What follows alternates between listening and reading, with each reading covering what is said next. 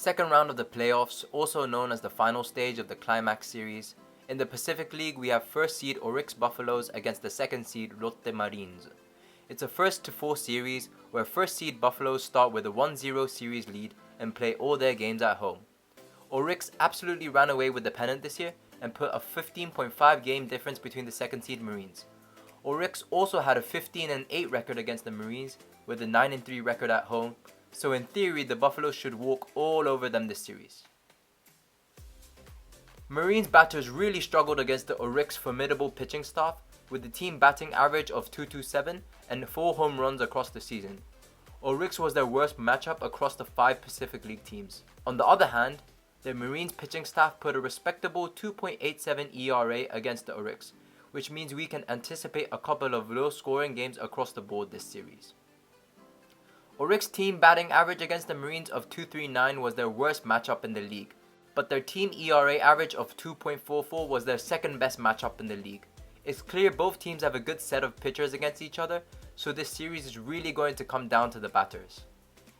In terms of matchups against the Orix, Ogino hit .300, Fujioka hit .267 with .556 on runners in scoring position, Chatani hit .341 with .357 in runners in scoring position.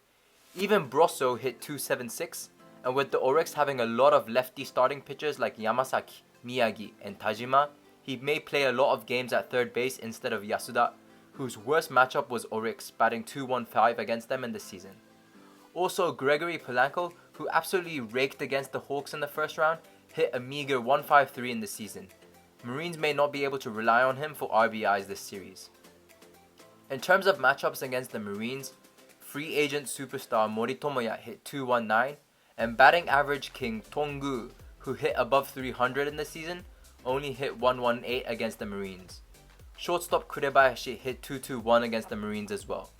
This is quite promising for Marines fans, although some Orix players match up really well against them, like Nakagawa, who hit .348, and Sugimoto, who hit .322 against them this season. Game 1 starting pitcher for the Marines, Mima, has an 0-2 record against Orix with a 4.42 ERA. It's going to be a very long day for him, matching up against 3-time MVP Sawamura Award and Triple Crown Yoshinobu Yamamoto. Losing this Game 1 will put the Marines down 2-0 in the series and a massive uphill battle to reach the Japan Series. First seed Orix are reigning Japan Series champions and will be looking to make it 3 straight trips to the Japan Series. Although they are favorites, there is no doubt that the Marines have momentum coming into this series, beating the Hawks in the previous round in dramatic fashion.